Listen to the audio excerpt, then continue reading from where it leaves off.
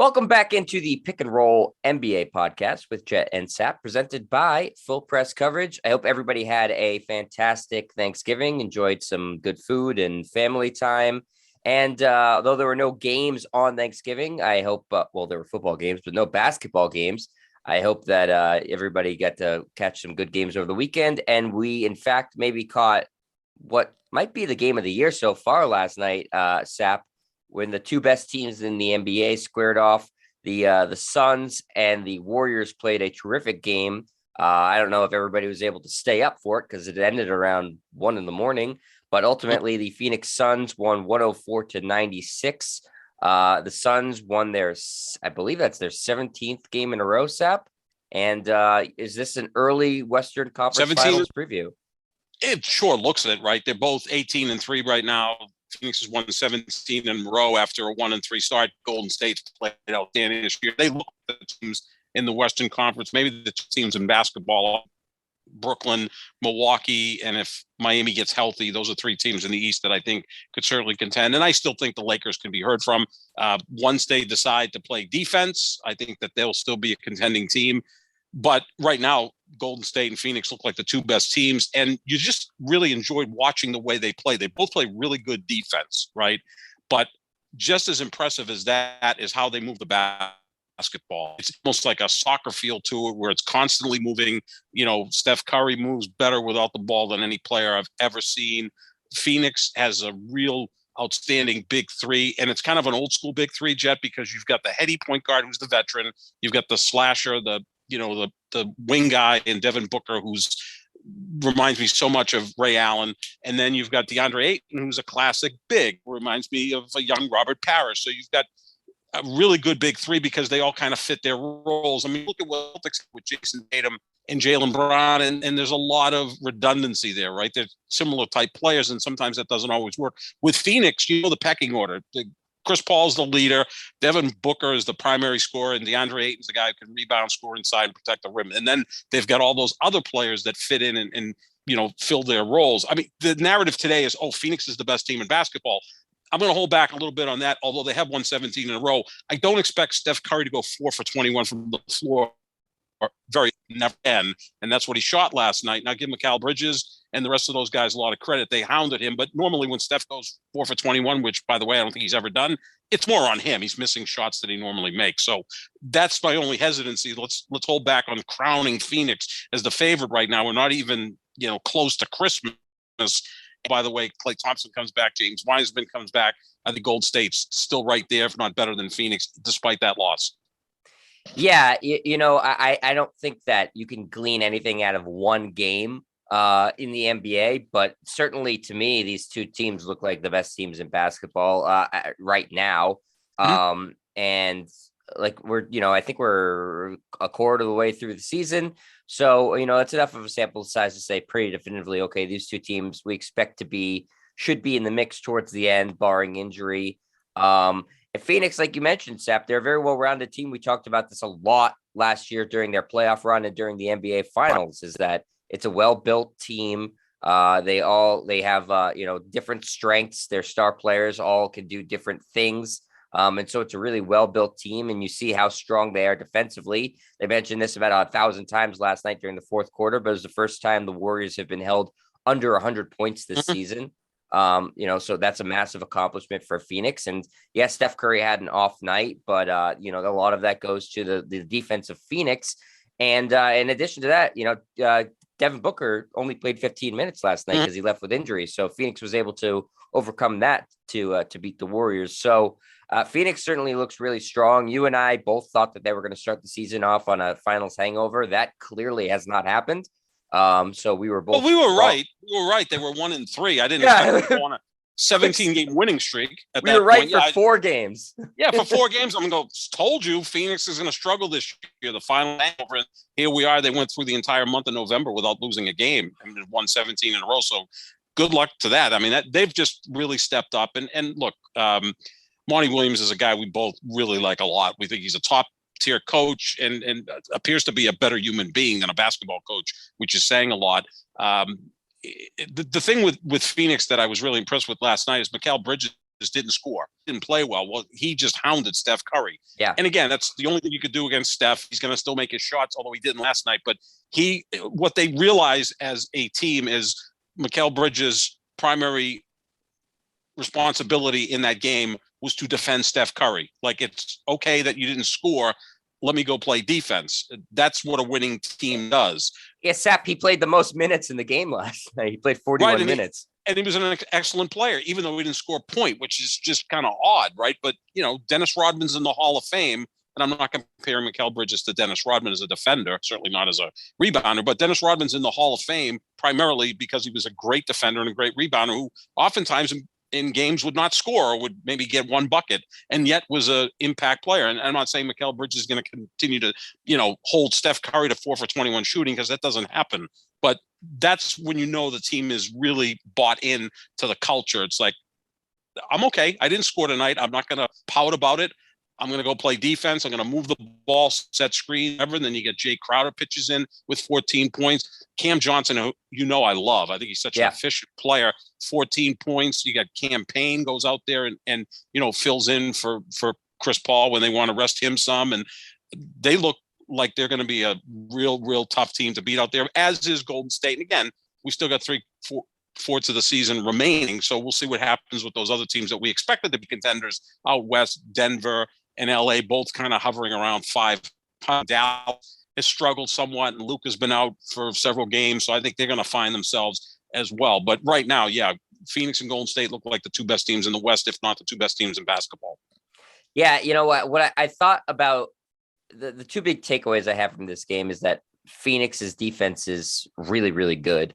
And that obviously translates really well in the postseason. We saw it last year. And that for the Warriors, they have one major flaw, and that's defending in the paint.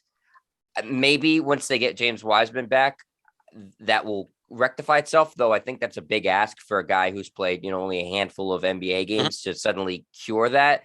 But I think you were able to see with DeAndre Ayton last night, at times, he looked like the best player on the court. In fact, he had the best probably statistical game last night. Golden State struggles to defend the paint. Now, fortunately for them, there's not a whole lot of teams that, put a focus on having their big guys score a lot. So I don't know that they'll run into that a lot, but I could see it being a problem if they play Phoenix in a 7-game series in the playoffs, which at this point looks inevitable. I do think that they don't have a lot that they can do to combat DeAndre Ayton. The same thing goes if the Lakers are able to get their shit together.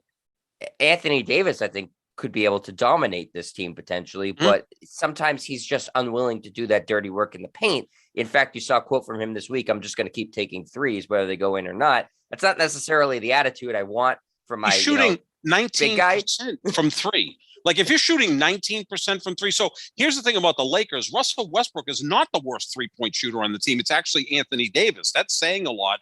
LeBron, who hits about 34% from three, and I think he takes too many threes, looks like Steph Curry compared to those two guys. So I think what we're getting at, though, is that the elephant in the room is still the Lakers, because if they get their shit together, like you said, they still can be a matchup nightmare for even Phoenix, because I still maintain if LeBron and Anthony Davis were healthy last year, they would have beat Phoenix in that playoff series. They lost in 6 games.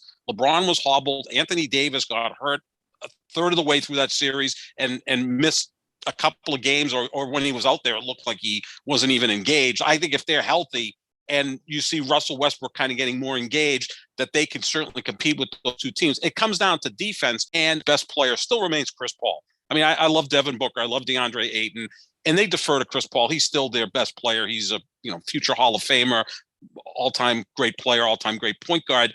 He plays such high-level defense that rubs off on the rest of the roster, right? I mean, that's just the way the NBA works. If your best player is engaged defensively, you're going to be tough defensively because everybody else says, well, our best player's playing defensively. I've got to do it too because I'll look inferior.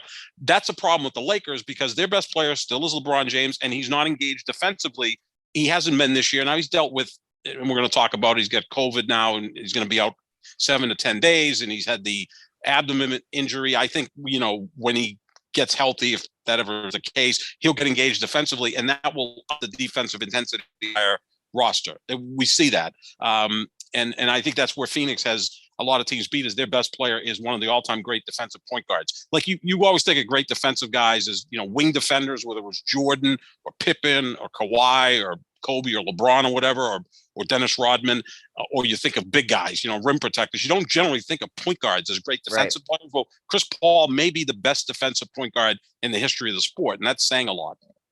Yeah, I mean, he's still excellent defensively, even at his, advanced age. And he's still, it's funny that only a couple of years ago, Sap, we were in his last year in Houston, we were sort of writing this guy off. His contract is bloated. His career is really winding down. And the past 3 years, the 1 year in Oklahoma City and now this last year and this year, I mean, he's been just a revelation. He's still proven to be one of the best players in the NBA. He has to be the alpha dog on a team, right? Just personality wise. And to be the point guard, you kind of have to be that. It just didn't really work with James Harden, even though they had a great season together. If he doesn't injure his hamstring in Game 5 of the Western Conference Finals back in 2018, Houston probably wins that series and wins the title. He gets hurt Game 6 and Game 7 on the road, and they get to the finals and beat LeBron in Cleveland. So I look at that and say that, they were that close to winning a championship, but it never really felt like it worked, right? Because Harden needs the ball in his hands. Chris Paul needs the ball in his hands. They have 2 point guards out there. It's like having 2 quarterbacks. You got to have the one guy who's the main man, and that's Chris Paul wherever he's played, because he is a true point guard. I mean, he's the closest thing I've seen to Isaiah Thomas, a real floor general who knows how to set up his teammates, but then if you need him to, he can go out and score as well. So he's kind of the guy that runs that team. And I think he's in a really great situation right now with Devin Booker, who's a young star, and DeAndre Ayton, who's just about to enter his prime. I mean, those 2 guys really defer to him. I don't know how long it's going to last, because I think he has a tendency to rub people the wrong way after a period of time, but it seems like he's been better with this team, because this may be his last opportunity to win a championship. And that's the only thing missing on his resume, is a championship. You can make a case he's one of the 2 or 3 greatest players to never win a championship. Elgin Baylor, Karl Malone, Charles Barkley, Chris Paul. Those are like the first 4 names that come to mind to me. I mean, Patrick Ewing is another. So that's all he needs to do is win a championship, and he came damn close last year. So yeah, he sets the tone for that team. And I know later in the podcast, we're going to talk about MVP candidates. Despite only averaging less than 15 points per game, he is an MVP candidate. You got to have someone from Phoenix, just like last year, where he finished, I believe, 4th. It was Jokic was 1. Embiid was 2. I think Steph was 3, and Giannis and Chris Paul were 4-5 or 5-4. Yeah, in some order. Yeah, somewhere in that order. He deserves it, even though he doesn't score like this guy. He also does lead the league in assists, and that means a lot too. And then look, if a team's 18-3 at this point, someone on that team has to be an MVP candidate. And I would still say it's Chris Paul, even more so than Devin Booker and DeAndre Ayton, although they're both, emerging superstars. Yeah, I would agree with you there. And if certainly the Suns look legit. I mean, they look impressive. And it's, you can't be a bad team and win 17 games in a row in the NBA. No. That doesn't work like that. So yeah, it was a really good game last night. These 2 teams seem to really they really got up for the game. It was very competitive throughout. Obviously it was close throughout the game. And I would expect these 2 teams to be constantly battling for a pole position in the West throughout the year. I think they've sufficiently separated themselves from the pack, where it seems like, I mean, I know we're only 22 games into the season, but it seems like it will be hard pressed for another team to catch either of them in the West right now. I mean, I'm looking at it right now. Utah is the next closest. They're already 4 games behind. And then after them, it's Dallas, who's 7 games behind. It's going to be really hard. And I know that seems silly this early in the season, but they've really pulled ahead. It doesn't look like these teams superstars load manage, right? Like Chris Paul plays every night. Devin Booker plays every night. He may miss a few games with that hamstring. Ayton's out there every night. Steph plays all the time.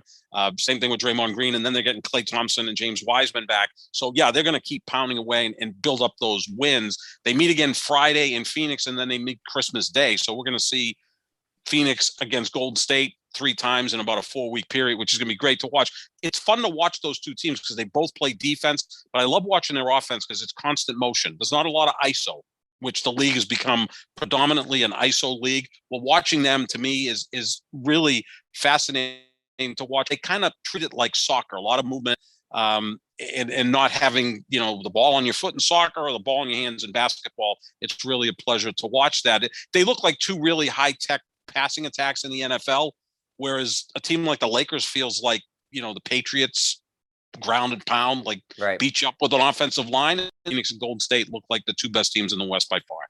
Yeah, I think, when you get into the top tier teams, then it becomes a game of matchups, right? And I think Right. for Phoenix, they had that matchup that they liked really last night with Ayton going against the front line of the Warriors. And as great of a defender as Draymond Green is, and I think he's an all-time great defender, he's not big enough to defend Ayton. Looney's not big enough to defend Ayton. And so, Ayton last night, 11 of 19 from the floor, 11 rebounds, 24 points. He did basically whatever he wanted to in the post.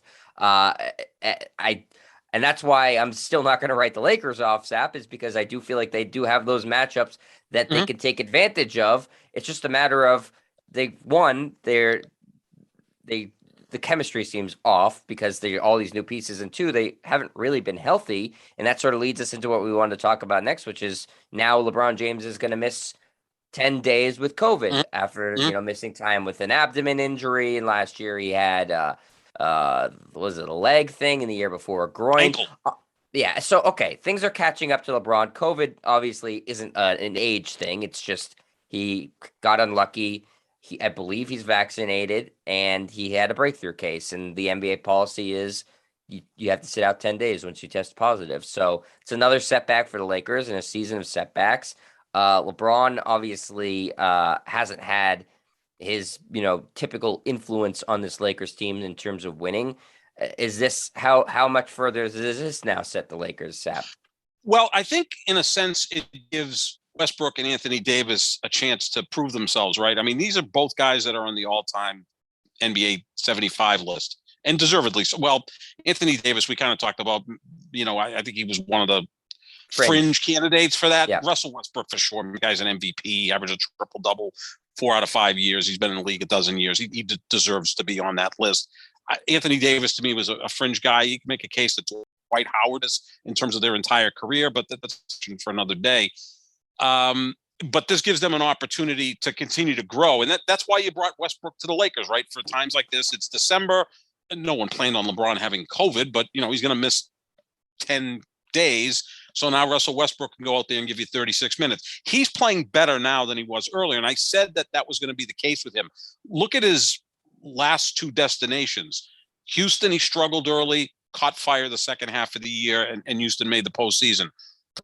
Washington last year was not very good early. The second half of the year, he averaged 22, 14, and 14. I don't care what league you're in or what the hell you're doing. Those are just ridiculous numbers. And they made the playoffs, right? And they lost in 5 games to Philly in the first round. But I think he'll continue to get better.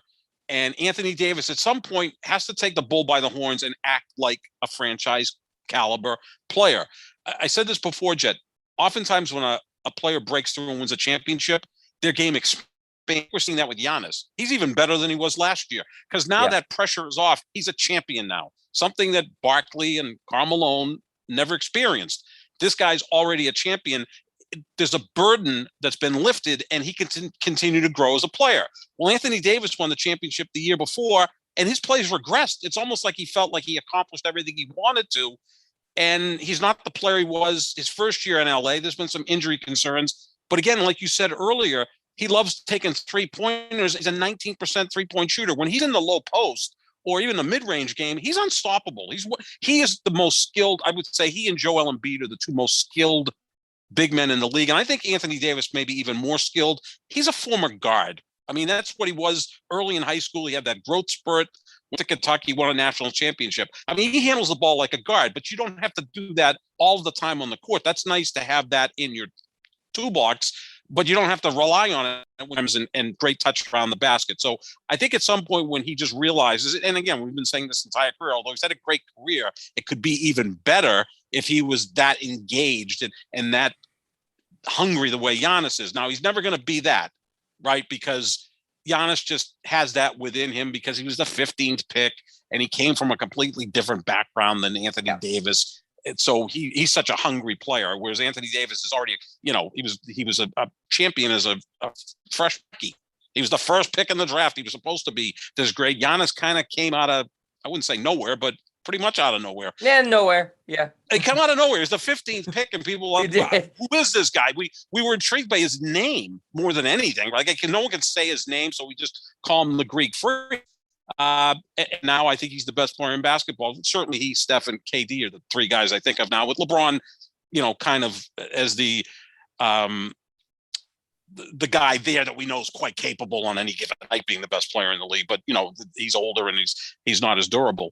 But I'm not saying Anthony Davis has to go out there with the desire of Anthony Davis. He goes out with some desire, he can be that good. So I think, long answer short, LeBron being out for 10 days, we'll just continue to see how Westbrook and Anthony Davis continue to grow in their roles. And hopefully when LeBron comes back, he normally can fit in with those players. Then they'll be that much better for it. But the problem is, Jet, they're essentially a 500 team. They've had the softest schedule in the NBA. 2/3 of their games have played at home against the likes of Detroit and OKC and a bunch of shit teams. And look, they lost twice to OKC after having 25 and 19-point leads in 2 different games. You can't do that if you're a real contender. Yeah, they have not. I mean, they've played Houston twice. They played Oklahoma City twice. They played Detroit twice. They have not played the elite of the league at all. And it's gotten so bad to the point where, they're celebrating wins the past 2 nights over Detroit and Sacramento like it was some sort of massive accomplishment. Right. LeBron's doing the silencer dance against the Indiana Pacers. So right. I don't know. I guess small victories when you're struggling to start the season. But so guess my question for you, Sap, and you sort of just said it is, does it not really matter if LeBron doesn't play all that much with these guys when the postseason comes around? No, he has to play. He has to play. I mean, the year he carried Cleveland to the finals in 2018, he played every game. So he was able to connect with his teammates early, and then they flipped the roster at the trade deadline. He continued to play every game. I thought he should have been the MVP that year.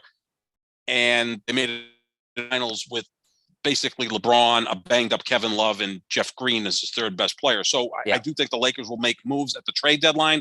At that point, he's going to have to be invested to be out there every night. He's not the easiest guy to play with, in a sense that it's kind of like Tom Brady at quarterback, not the easiest guy to play with because the standards are so high and they play at such an intellectual level that you may not be able to, quite frankly, you're not going to be able to match it. And it can be somewhat intimidating. We say if you're a young wide receiver of Tom Brady, that's got to be intimidating, right? The guy's 17 years older than you. He's got 7 Super Bowls. And if you're a yard off on your route, he's going to let you know about it. Same thing typically with LeBron. He just doesn't throw to young wide receivers. At that point, he's like, he freezes them out, right? And LeBron at that point, like, if the guy's in the wrong place, he's not getting the ball and he's going to hear about it. And LeBron does it maybe in a friendlier way than Brady. Yeah, much more passive aggressive, whereas Brady will get in your face and let you know about it. So, but that's a lot of pressure for a young player. The thing is, the Lakers have a lot of old guys, so I think they can kind of deal with it, and he knows how to deal with that. That's why he wants the old guys. But no, they're going to need him out there. Absolutely. And again, I want to see Anthony Davis at the 5, LeBron at the 4. They have a lot of trash on that team that I'm not sure. Avery Bradley starting, Jet. He was waived by Golden State. Yeah. I mean, he's starting in the backcourt. He's 5 years past his prime? I mean, is that something that is accurate? Yeah, I mean, he's still an NBA caliber player, but he shouldn't be starting on an NBA team. No, I mean, Phoenix's backcourt is Chris Paul and Devin Booker.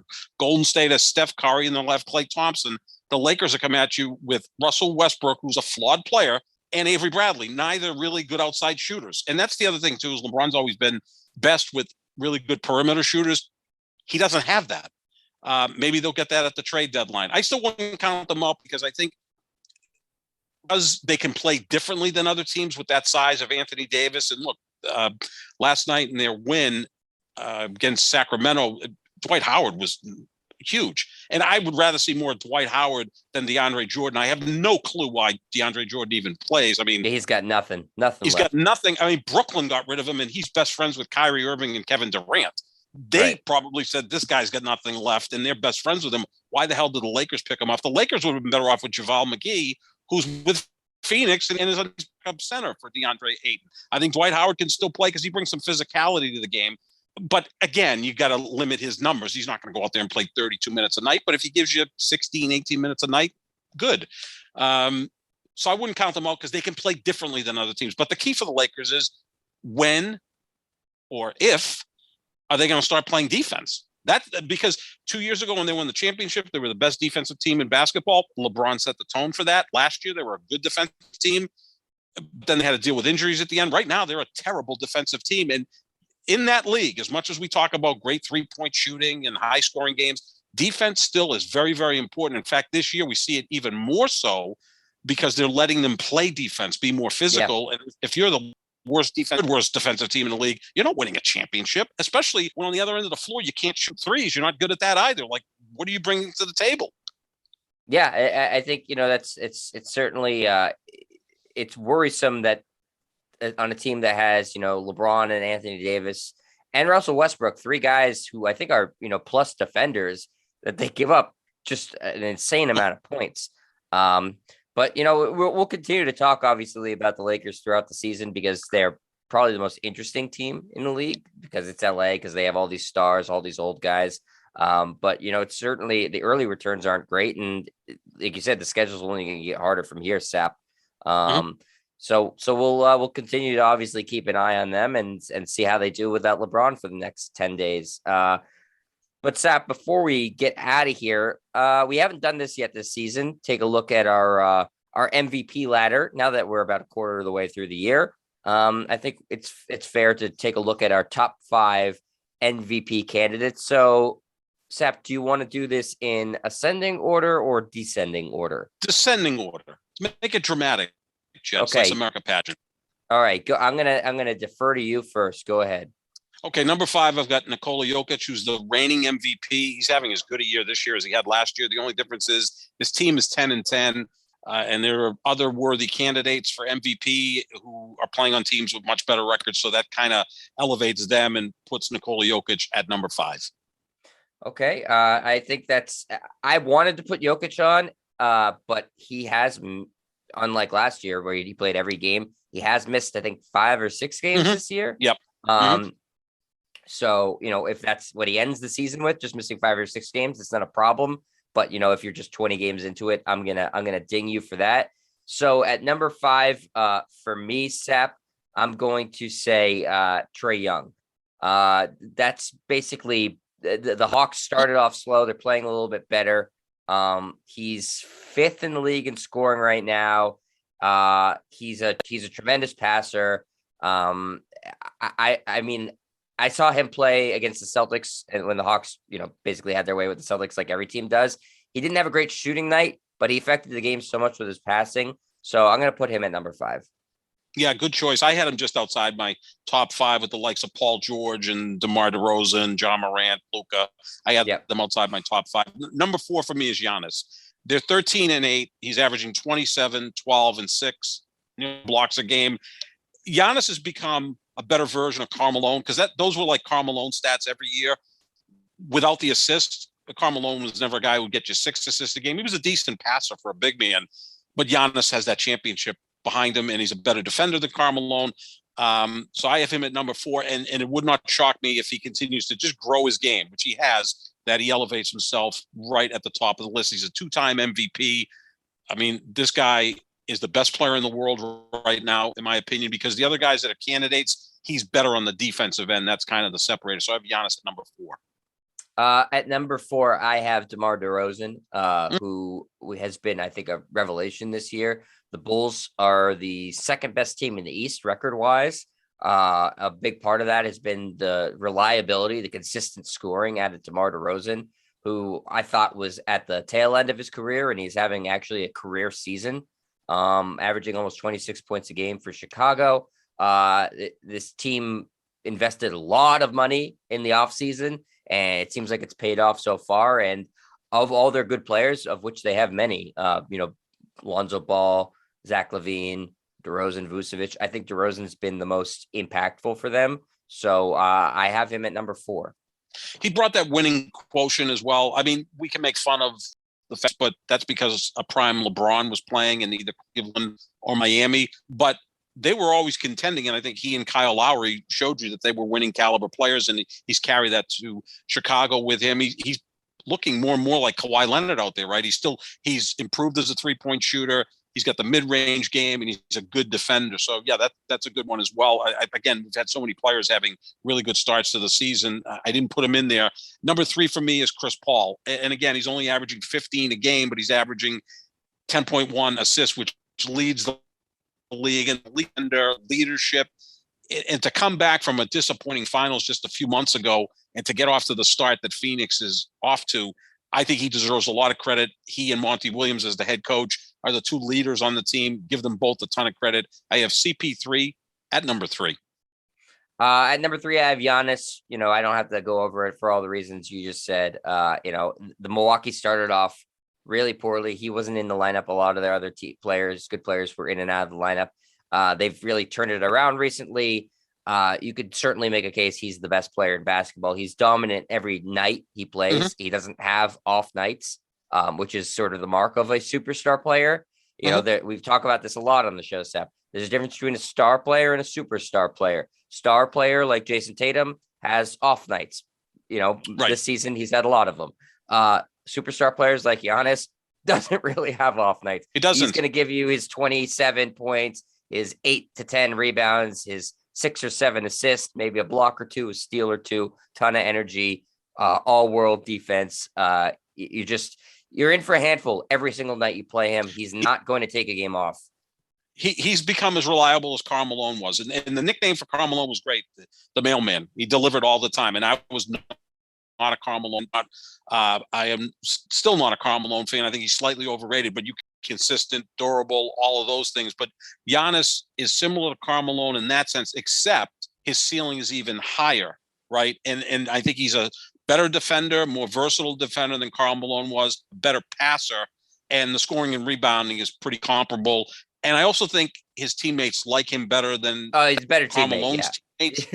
Much better teammate. I mean, easier guy to root for, and now a champion. So great choice there with Giannis. He's right at the top of the level. Number 2 for me is Steph Curry. I'm going to go with Steph Curry as my number 2 MVP candidate. Earlier in the week, I tweeted out I had him number 1, but I kind of adjusted that, not just based on last night when he went 4 for 21 from the floor in a big game. Steph's outstanding. He's averaging nearly 28 a game, gives you nearly 6 rebounds a game at 6'3", 6.5 assists, shooting 41% from 3. I mean, obviously he's the best player on Golden State, which is 18 and 3. He's got some really nice pieces around him, though. Draymond does all the dirty work. Jordan Poole, Andrew Wiggins have really stepped up and have developed their games. And I think a lot of it is because of Steph. He opens up the court for so many guys. I've got Steph number 2.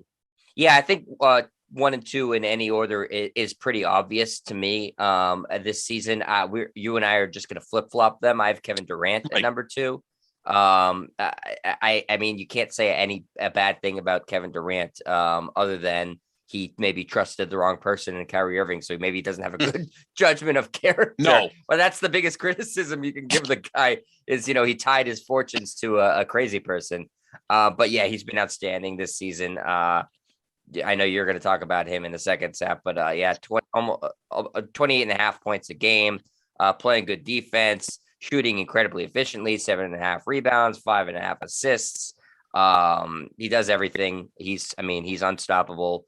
Once you're talking about these top 3 MVP candidates, Sap, I mean, there's very few holes in their game. In fact, the guy I have at number 1 is Steph Curry. And he, of those 3 guys, maybe has the most holes in his game because he's not an elite defender. Durant's not an elite defender, but he's a above average defender. And when he wants to, he's a very good defender. Giannis of those 3 is obviously the best. But Durant is just, I mean, he has no flaw in his game. No, he's the greatest offensive player in the history of the sport, in my opinion, and I'm not being hyperbolic. I'm 58 years old. I've seen a lot of great players. He is the most unstoppable force in the history of the sport because he is in scoring position from midcourt in. He does in his sleep, Sap. Well, yeah, it was. I think we were texting one night, and you're like, he never has a bad game. Like, he got off to a bad start in the game against the Knicks last night, and then he was unstoppable in the second half. And it's like, I always, I mean, I think we talked about this on an earlier podcast, or maybe I was just talking to someone else. If he ever had the mentality of Jordan or Kobe, he'd score.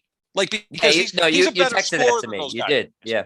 I said, if this guy ever like woke up one day and said, get out of my way, I'm going to just, force it down everyone's throat, I'm going to be unstoppable. Even if he had the mindset of like Carmelo Anthony, he would score 40 a night, but he doesn't go there because he's such a smart player.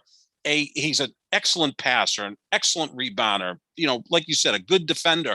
Look at his efficiency, Jet. 54% from the floor, 39% from three, and I guarantee you he'll be up over 40% shortly, like maybe his next game. I'll say this, 86% from the throws. He's the most effortless player I've ever seen. Most effortless player I've ever seen. And Bob Ryan, who I think we both love. I mean, he's the, might as well have been the commissioner of basketball, a great writer formerly with the Boston Globe and still does work for ESPN. He says, I've never seen anybody that effortless. He said the same exact thing like you did. It's like scoring in an NBA game should not look that easy, right? I mean, like Jordan and Kobe, there was a lot of effort there. Feet tall, their athleticism was through the roof. Wilt was a powerful guy and Kareem had that great hook shot, but Durant can score in any possible way imaginable. That's what separates him from every player I've ever seen as a pure scorer.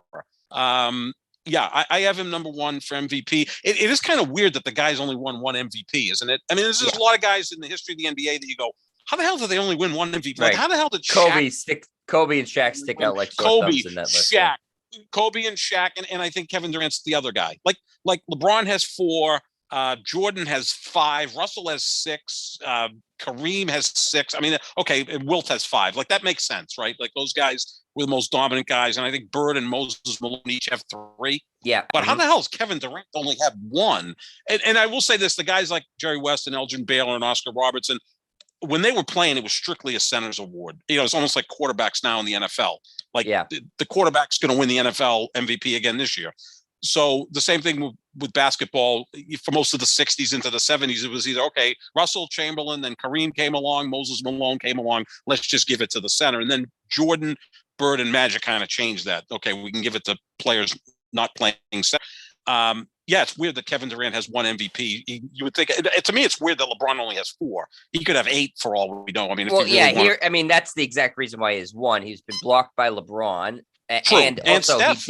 he did it to himself by going to Golden State. Right. He was never going to be able to win an MVP on that team because no one was going to give it to him. Right. The people vote for these awards. No one was going to give it to anybody on Golden State once that team became a super team. So this is his best chance in a while to win MVP. Him and I have Curry 1. You have Curry 2. It's by the narrowest of margins. I wouldn't be upset with you giving it to either of those guys. I could change that by our next podcast. I mean, I had Steph 1, Kevin Durant 2, and then I'm watching the games the other night. And again, this isn't recency bias. I know Steph had a rough night. I'm just looking at Durant. I'm like, Mikal Bridges did a really nice job against Steph Curry. I don't think he really can guard Steph Curry. It's just you hope he misses. I know you can't guard Kevin Durant. There's nothing you could do. And in fact, the game-winning play, you saw what he did, right? He had the ball 35 feet away from the basket. The Knicks sent 2 defenders at him. What did that do? Open up the middle. He makes the nice pass. Player goes to the free throw line, hits 2 free throws, and then that's win. That's the smart basketball player, right? Because that's what he does. Like Kobe or Jordan somehow would have tried to fire off shots in that point and got them. They're phenomenal players. This guy is so damn efficient. It's scary. Yeah. I mean, he is, and the only reason I'm giving Steph the slight nod over him is because of the team's record. Yep, exactly. I mean, I think that's what it is, and they've played phenomenal without their full cadre of players. But Durant's played with Harden in and out, and obviously no Kyrie Irving. So he gets a lot of credit for that as well.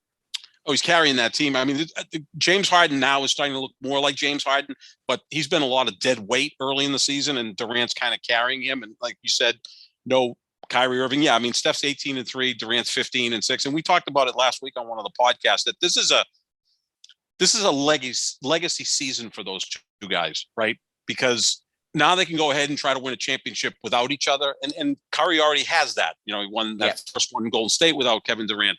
who gets the MVP this year? Right now, they're the two favorites. Does Steph get his third or does Durant get his second?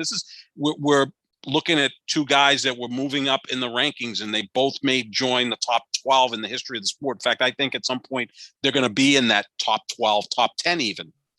Like, who's going to be higher, Steph or Kevin Durant? I think Kevin taller. He's a better defender. Steph's had more impact on the game because he's changed the game more than anyone since Will Chamberlain. And I think he impacts his team more than anyone because he just opens up the court with his, unlimited range. So this is a legacy season for both of those players. And that's going to make it fun to watch all season.